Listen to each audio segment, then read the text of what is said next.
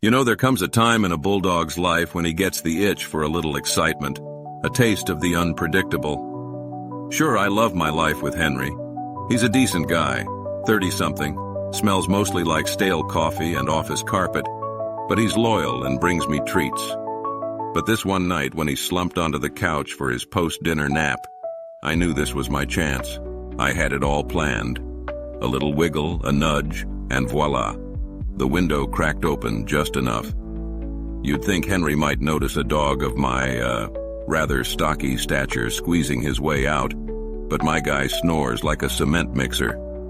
Within minutes I was out, paws touching the cool Brooklyn street under a blanket of stars. Ah, Brooklyn at night. It's like every street is calling, "Frank, come sniff me." How could I resist? So there I was, tasting the air, a mix of pizza crust and mystery fumes. Adventure had officially begun. I strutted down the sidewalk, chest puffed out, glancing back just to make sure no one was watching the escape artist in action. Now, you might think I'd have regrets, but no, I felt alive. As alive as a bulldog can feel anyway. With a little swagger in my step, I was off to explore what the night held in store. Brooklyn at night, I've learned, is like a theater of aromas, each scent a different act. First up was the garbage cans outside the Italian deli. Ah, pure heaven in an aluminum can. Leftover lasagna bits, and what might have once been a meatball. I sniffed, thinking, who needs Henry's organic treats? Just as a gruff voice called from the shadows. "What you doing, chubby?" A sleek gray tabby narrowing his eyes at me from atop a dumpster. Cats, always with the attitude.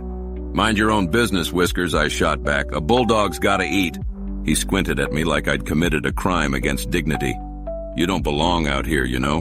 Bet your human doesn't even know you're gone." Ouch, right in the loyalty. But what did this alley cat know? He probably hadn't been hugged since kittenhood. "Yeah, well, maybe I'm on an important mission," I said, brushing him off with a side eye. With a huff, he slinked back into the shadows, leaving me with the remains of lasagna, which I promptly devoured. Brooklyn has these little pockets of green, and that night I found one of them. Trees, benches, a couple of humans here and there. Not the wild Amazon, but hey, it felt like wilderness to me. I padded across the grass, feeling the earth under my paws, and caught sight of a squirrel. And not just any squirrel. A fat, taunting squirrel who knew he was out of my reach. "Come on down, fuzzball," I barked, trying to sound intimidating.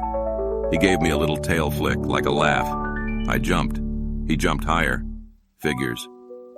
With a resigned sigh, I decided I'd save my energy for other pursuits. After all, this was my night to roam free, not to be outwitted by a squirrel. But still, I took a mental note. Revenge on squirrels. Someday. I trotted deeper into the park and noticed some dogs hanging out off-leash. They looked rough around the edges. Real street dogs, the kind who'd probably never had a kibble in their life. One of them, a wiry terrier with a missing tooth, approached me, sniffing with intense curiosity. "You don't smell like us," he observed. "Not from around here, are you?" Another one chimed in, a scruffy mutt with a scar over his eye. "Listen, I'm from the cushy side of town, but I'm here for the experience," I declared, trying to sound tough. They snickered, but in a friendly way. Turns out street dogs aren't half bad once you get past the initial sniffing and squinting. We spent a good half hour swapping stories, mostly theirs about food scraps and sneaking onto the subway. Then, with a nod, they disappeared into the night, leaving me feeling a little more seasoned. What's a night out in Brooklyn without a pizza stop? I mean, I might be a dog, but I know where the real food's at. I ambled down to a pizza joint on Henry's walk-home route, peering through the glass doors like a kid in a candy store. I'd had the pleasure of a few crusts courtesy of Henry, but tonight, tonight I wanted the real thing. Luck was on my side. A guy stepped out with a steaming slice and mid-bite got distracted by his phone. I didn't waste a second. I gave him the old bulldog stare, a combination of drool, wide eyes, and a head tilt that'd soften even the hardest hearts. It worked. Without even realizing it, he dropped half his slice. Jackpot. Cheesy goodness, I thought, savoring every bite. I glanced around, hoping no one from the park would see me slumming it with a stranger's leftovers. But what can I say? Sometimes dignity takes a backseat to pepperoni. Brooklyn's a different place at night. After the pizza, I started noticing things that seemed darker. The shadows felt thicker, and I could swear I heard footsteps that stopped when I did. A strange noise echoed from an alleyway, sending a shiver down my spine. I reminded myself, Frank, you're a bulldog, not a chihuahua. You've got this. But still, my ears perked up and my tail dropped a little lower. Then I saw him, a huge black dog, a shadow in the night, staring at me from across the street. I'd heard tales of dogs who ran the streets and never answered to any human. This guy was one of them. He padded closer, slow and deliberate, his eyes fixed on me. "What's your business here?" he asked in a voice as rough as asphalt. Just, exploring," I stammered, trying to keep cool. I wasn't scared, okay, maybe just a little, but he didn't make a move, just nodded slowly. "Keep out of trouble," he said, disappearing back into the night. Once I'd collected myself after that little encounter, I continued down a quiet, leafy side street. There was something about the air here, fresh, like it hadn't been touched by the city's endless hum. Suddenly I caught a whiff of something sweet and earthy, like flowers in the spring. Intrigued, I followed the scent, my nose leading me to a hidden gate with ivy curling all around it. With a little paw action, I nudged the gate open, and there it was, a small, secret garden in the middle of Brooklyn.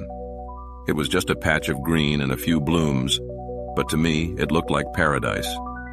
I sniffed every plant, every patch of soil, marking this place in my mind. Here, under the faint glow of the street lamp, I felt something I hadn't expected. Peace. I took a moment to sit, my bulldog butt sinking into the cool grass, and gazed at the stars peeking through the leaves. I thought about Henry, my human, my pal. I could imagine him there beside me, maybe sharing a laugh or rubbing my head in that way I like. This secret garden was my little slice of freedom, but it reminded me of what I'd left behind. Suddenly, a wave of something warm and strange washed over me. Could it be? Was I missing Henry?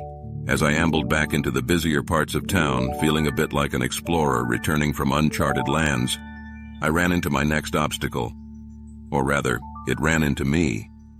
A lady walking her teacup poodle, a shaky little thing with more bark than sense, spotted me from across the street. "Oh my God, a stray!" she yelped. Before I could blink, she whipped out her phone, talking loudly into it. "Yes, there's a stray bulldog on 5th and Bayard. He looks lost?" Lost? I wasn't lost. I was on an adventure. But humans sometimes jump to conclusions. I considered my options. Play the poor lost pup card and milk her for a snack, or make a break for it before I ended up in some shelter. The latter won out and I bolted, my short legs churning as I took off down the street. Behind me, I heard the woman gasp, but I didn't stop. If she thought she was getting this free-spirited bulldog on a leash, she had another thing coming. A few blocks away, I slowed down to catch my breath, feeling a rush of relief. That's when I noticed a warm glow spilling out from a doorway nearby. The smell hit me next, meaty, savory, familiar. It was a 24-hour diner, and the aroma of burgers and bacon drifted into the street like a beacon for a hungry wanderer like me. Just as I was about to investigate, a familiar bark called out. Turning around, I saw a scruffy, big-eared shepherd mix I'd met once at the dog park. His name was Lucky, and he trotted up, his tail wagging in surprise. "Frank, what are you doing out here?" he asked, sniffing around me like I was some kind of marvel. "Just out for a bit of late-night exploring," I said, playing it cool. Lucky's eyes gleamed with that look only fellow troublemakers know. "Think they'd notice 2 dogs wandering in?" he asked, nodding toward the diner. I grinned, and together we trotted up to the doorway. It didn't take long for the diner's cook, a gruff guy with a soft spot for strays, to toss us a few scraps. He muttered something about city dogs running amok, but he smiled as he handed over a couple of greasy bites. Lucky and I devoured them, savoring the taste of rebellion. Eventually, Lucky and I said our goodbyes, and I set off on my own again, enjoying the final leg of my night out. But as I turned a corner, something caught my eye. A shadowy figure up the street. A tall man, slouched over in that way Henry does when he's tired after a long day. Could it be Henry? I froze, debating whether I wanted to be caught or not. But my wagging tail gave me away.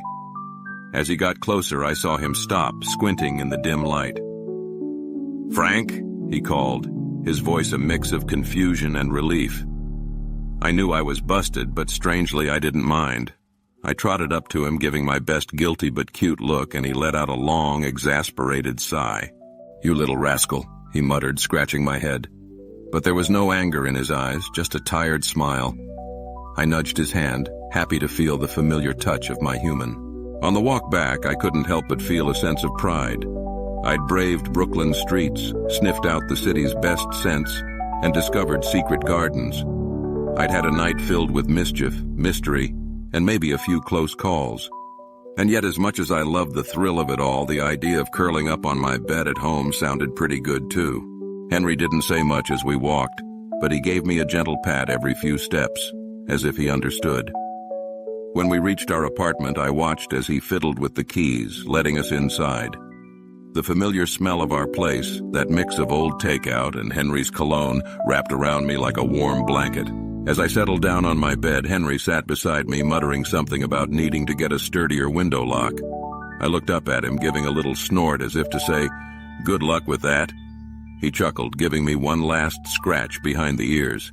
So that was my night in Brooklyn, a taste of freedom, a dip into danger, and a reminder that no matter where my paws take me, home is where Henry is.